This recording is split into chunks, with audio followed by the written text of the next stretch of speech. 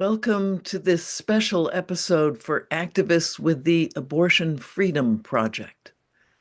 In this kind of accountability canvassing, we engage voters in a conversation about their views on reproductive freedom and offer handouts with information about anti-choice extremists in our legislature. Accountability means holding someone responsible for their actions, especially when those actions have caused some harm. Holding a person to account often also implies some reparation or consequence. In the case of elected officials who have actively sought to undermine the health of New Hampshire residents, the most logical and achievable consequence is the loss of their power. We need them voted out in 2026. Your canvassing will contribute to that outcome. With that in view, let's look at our immediate goals with this conversation. First, as always, to listen. Help people feel heard on an individual level and respected for their opinions. As Planned Parenthood puts it in the Bridging the Gap training, our goal is to meet people where they're at, actively listen, and make our case. In order to have any opportunity to make a case, we also need to find points of commonality and alliance, building trust and mutual respect. We need to provide the voter with increased information and expanded awareness. And ultimately, we want to promote voting against the extremist and replacing that person in the next election. With our purpose defined, we're just about ready to approach doors, but first I'm going to share a statement from a friend of deep canvassing in Barnstead, New Hampshire. We were debating how assertive a canvasser should be when the door opens. To me, this friend said, it's not a matter of assertiveness, but a matter of someone's remarkable, memorable, human presence and purpose for being there. That evokes respect, that motivates and smooths frank conversation, and that leads to relevant and productive action. I love that. So let's gather our courage, curiosity, and compassion and go to doors. When the door opens, you'll introduce yourself, emphasizing your identity as a neighbor. Hi, my name is Martha. I live right here in town. You'll indicate your affiliation. I'm with a group of volunteers with the Kent Street Coalition. And you'll ask to speak with the voter on your list. I'm hoping to speak with John Smith. Remember that if you're using the Minivan app on your smartphone, this text will be available on your screen to check before you go to the door. Next, you state your purpose. We're out surveying our neighbors about what's happened in the New Hampshire legislature this year. We're focusing on reproductive freedom. Now, the person may look confused or ask for clarification. That is, what people think about abortion. May I ask what your views are on that? The person is likely to be pausing to think. Remember that these folks have not agreed in advance to discuss this topic, as they do in Planned Parenthood's canvassing. They're likely to be surprised. So you can make it easier. I'll give you a scale. Let's say 5 is you believe safe abortion care should be available to everyone as wanted or needed. And 1 is you believe no one should ever be permitted to have an abortion for any reason. Where do you think you'd place yourself? Oh, I'm so glad you're asking me. I was so upset when Roe fell, and I just hate the way all these male politicians think they can control our bodies. I'm a 5 for sure. When you get out your phone to record data after the conversation, you'll get a screen with that scale, and you'll click one. What if you meet a voter whose choice is number one, strong disagreement? Oh, I can't even hear that word you said. Our pastor has us praying every Sunday for those poor lost babies. Or at another door, Listen, I don't vote. No offense. We can talk all you want, but I don't believe in getting tangled up with the government in any way. in this case, you could leave this survey question blank and use the notes function in Minivan to type in why. Now, in bridging the gap conversations, you might well choose to listen more to these folks and engage in exploring their views. In our canvassing, with its focus on accountability for anti abortion extremists, you may choose to thank the voter with strong anti choice faith and the non voter and move on. Now, let's hear from John Smith, a voter in the middle. Well, I wouldn't want my wife or my daughters to do this. I think all babies deserve to live. I guess sometimes if the mother's really young or if someone forced her, I'm not so sure. Now that this man has chosen his position on the scale, he's unsure, you're ready for your second step, where you're listening empathetically, asking open ended questions. These are the generic questions you might use in any canvassing conversation. Can you tell me more? It sounds as if, is that right? Or what's affected your thinking on that? For the topic of reproductive freedom, as we saw in the Bridging the Gap approach, a more specific prompt can help draw out personal experiences or views. In the conversation with John, I might choose this one. Yes, it's such a complicated issue, and the decisions are so personal. Do you know anyone who's faced a difficult pregnancy? Well, this woman in my office had an awful time.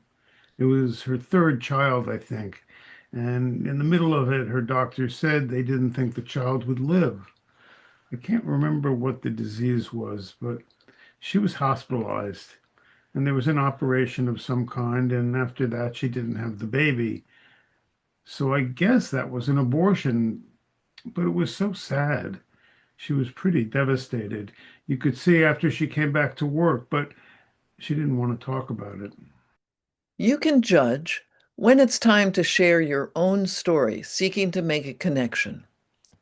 You can affirm the feeling you're hearing and tell something that matters to you. My sister had something like that. She really wanted a baby and she waited so long. But when she finally got pregnant, it turned out to be an ectopic pregnancy, where the embryo is in the fallopian tube. That can't go to term. It would have threatened her life. So abortion really was her only option then. She was able to have a child a few years later. Oh, it's my little nephew. I love him. But if my sister hadn't gotten that abortion care, I don't know what would have happened. Now, maybe the person you're talking with says something challenging. You're going to empathize, confirm that you've heard the feeling, so you're validating the person without adopting their perspective. You're going to model empathy toward people who get negative judgments from other people. And remember to listen for cognitive dissonance. Is there any opening to reframe the topic and widen the perspective? You can offer some information if it's relevant, but be careful not to correct if it's going to sound judgmental on your part.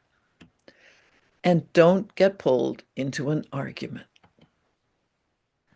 Yeah, those situations where the mother's life is in danger, that's clear. I don't have a problem with that. But I wonder is if some people are just too lazy to use birth control. like it's easier to have an abortion than to be responsible, you know? You heard some conflicting ideas there. John doesn't oppose abortion in medical emergencies, but he's still dismissing some choices with a negative judgment. You might have a chance to reframe the discussion. I've heard that too, and I agree it's confusing. Would anyone actually do that? I think sometimes people get called lazy when we don't really understand what's going on for them. I was a teacher and I remember this one kid who seemed so lazy. Everyone thought that. But it turned out he had a learning problem that no one had caught. So it's hard, especially if we don't know someone at all, to understand how they make their choices. Life can throw so much at us. Right. I get that. I was just wondering about this thing I heard on TV. It's not like I know anybody who does that. I don't mean to be at all critical here. I mean, it's not for me to judge. Right. I appreciate that.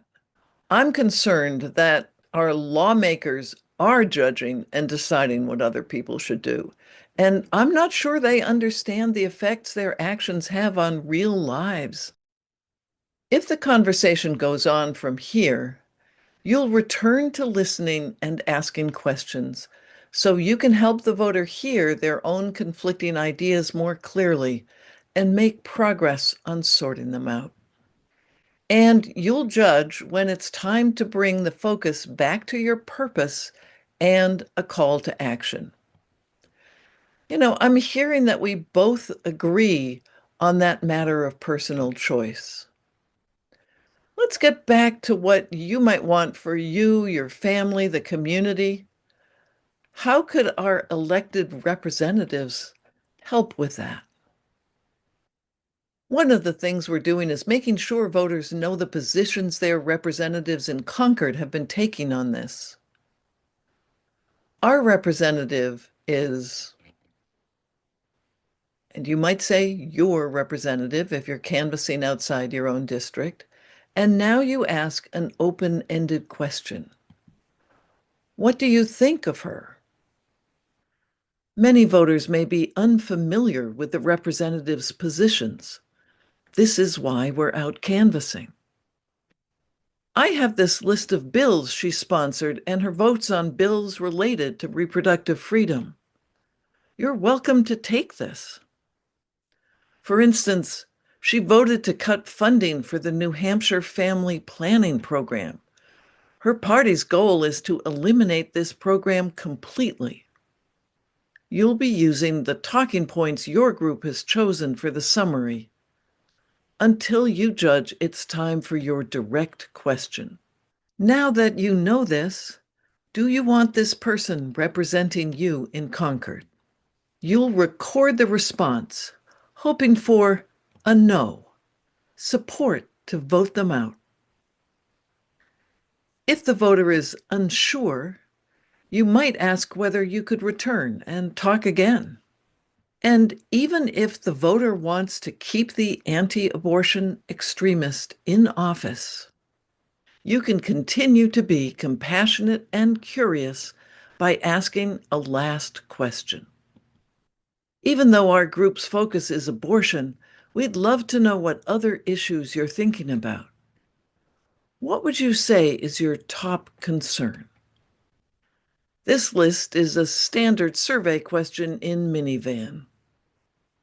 Social justice here includes racial justice, LGBTQ, and other civil rights. You choose one from this list, including other if there's something missing. As always, you have the option to select notes and write details about the voter or the conversation. And as this last part of the conversation comes to a close, you'll end with appreciation. Thank you so much. Closing with thanks is appropriate no matter how the conversation went. And thanks to you for watching. I hope to see you in the Zoom workshop where we'll practice this kind of conversation together.